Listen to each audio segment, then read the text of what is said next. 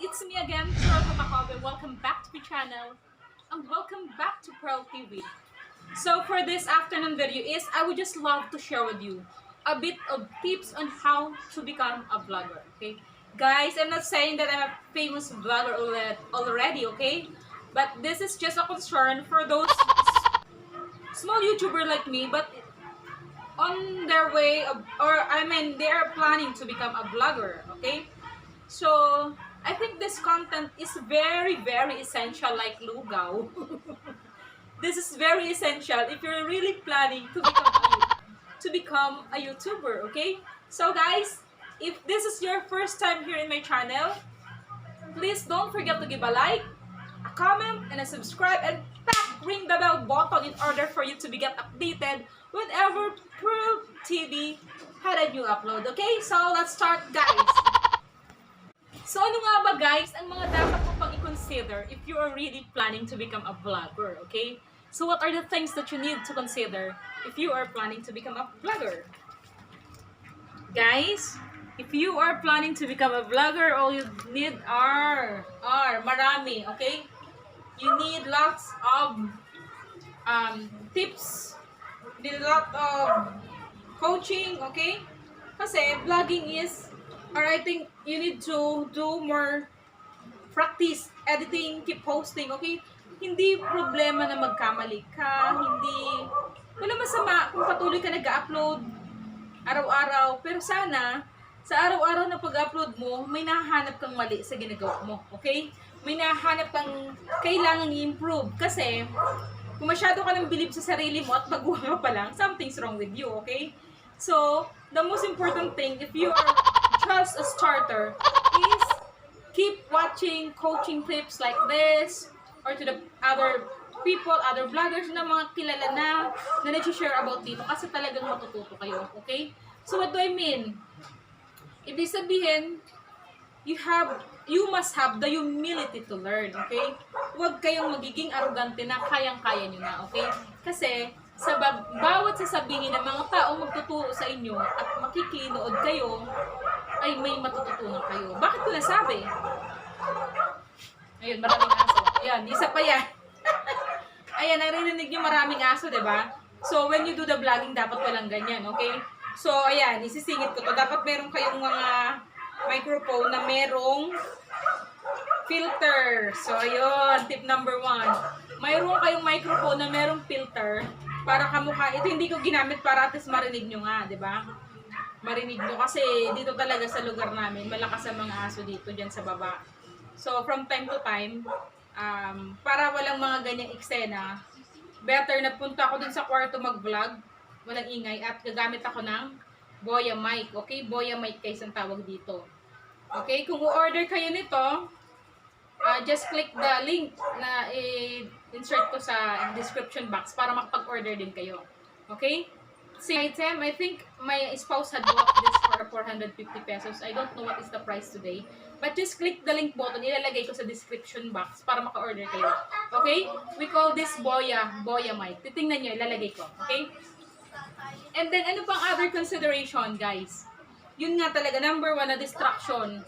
Pag nagbablog kayo, yun sa labas din, meron din kayong mga nabibili na mga tawag nito, device, gadget na meron na talaga silang mic dyan na may filter din. Ayun. Sa mga vlogger, di ba? Tapos ano pa guys? Kailangan may eye contact. Okay, like this. I'm talking to you. Kailangan, hindi kayo nagsasalita na yung mata nyo. Ang pangit kaya, di ba? Nagsasalita ka, pero wala kang, saan ba yung, hahanapin mo yung lens? Saan ba kayo parang nag-uusap ng nanonood sa'yo, okay? Kasi yung nanonood sa'yo, parang kausap mo lang siya. Kamukha mo, para kausap kita na tinuturuan kita, okay? So, malaking bagay yung guys, okay? And then yung proper handling. Proper handling ng, diba? Pwede naman, hawak nyo lang to guys. Pwede naman din, kung wala pa kayong ganito, huwag kayong may stress. Huwag kayong masyadong mag-invest muna kung wala pa talaga, okay? Huwag kayong masyado. Kasi kung mangungutang kayo at bibili lang kayo ng mga magpapalubog sa inyo sa utang, matagal makasahod sa YouTube guys. At tips ko lang, matagal makasahod. Kaya kung kaya nyong kamay lang muna, di ba? Although, very essential to, like lugaw again. Very essential din to kasi pag nasa table ko, nagla-live ako, ito yung humahawak. Okay, or the one that is handling the cellphone right now, okay? Ito, ganito. Paano ba mag-vlog, okay? So, ang iba kasi, nagba-vlog sila. Hello guys, good morning. Well, masyadong malaki yung mukha, okay? Try nyo yan. Masyadong malaki yung mukha. Okay, so dapat meron kayong, i-check nyo sarili nyo. I-try nyo, di ba? Subukan nyo. Alin ba yung mas magandang angle, okay? So, ayun. Ay, makikita mo. Hi guys, good morning. Nandito ako ngayon sa beach. Nandito ka sa beach, pero hindi mo naman pinapakita yung beach, okay? Papakita mo yung beach. Dapat at least half of your face at half of the place. Okay, so dapat pinapakita mo. So, what is the proper angle, di ba? So, makikita mo yan, susubukan mo, aralin mo yon. Kasi, bakit guys ko sinasabi? Para, kunya, ako nanonood ng video mo, or other people, matutuwa sila na, parang kinikwentuhan, di ba?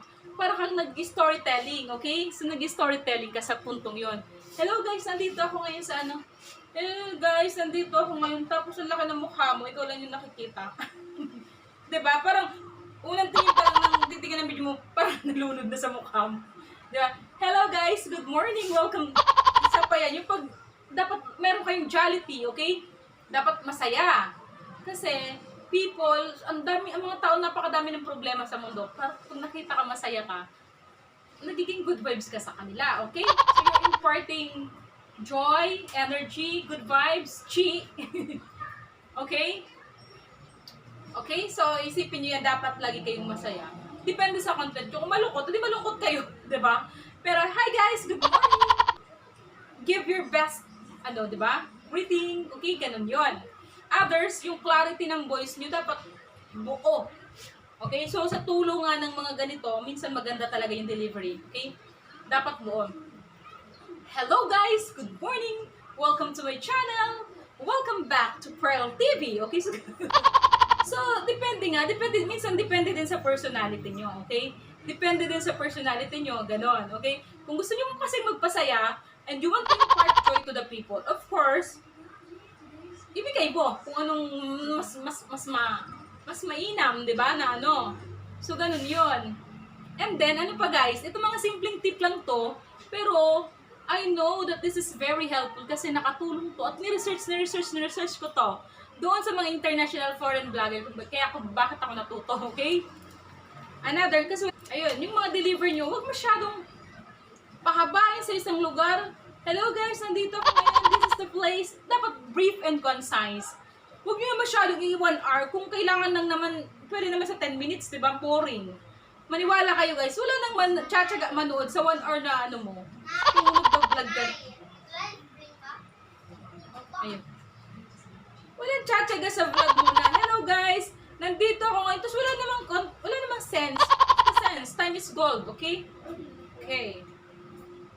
Yun na nga sinasabi natin, avoid boring moments, okay? Kung nagsasalita ka, may sinasabi ka dun, pwede yon. Pero kung dapat something, kung mga video na you're sharing relaxation music with them, maganda yon, okay? Pero kung kasama yung mukha mo, at napaka-boring, I promise you guys. Okay, at the same time, ring light, dapat nakaharap kayo lagi sa liwanag, okay? Para nakikita yung kagwapuhan nyo, kagandahan nyo, or kapangitan nyo, kung sinasabi yung pangit kayo. Kayo ang nagsasabi niyan, okay? So, no one makes you feel inferior except yourself, okay? Kaya kapag sinabi mong pangit ka, it's because sinabi mong pangit ka. But when you said you're beautiful, when you say you're beautiful, everything will be poured onto you, okay? I believe in the positive energy. Okay? So, kailangan maganda din. Diba? Tapos, diba? Yun lang guys, wala nang iba. Diba? Sana may natutunan kayo. Shinare ko lang kasi alam ko maraming aspiring vloggers ngayon, okay? Tapos sa mga cooking vlogs, next time yung tip ko sa inyo sa cooking vlog, kasi I have a lot of errors, I have a lot of lapses when doing the cooking vlog. Cooking vlog is isa sa mga mahirap na i-edit, okay? At napaka-consume mo sa oras, guys. And it needs a lot of strategy on how you can deliver your video, okay? So I hope you learned something from this video. Thank you so much, guys. Thank you for watching. This is Pherl at the Bye-bye. Good day.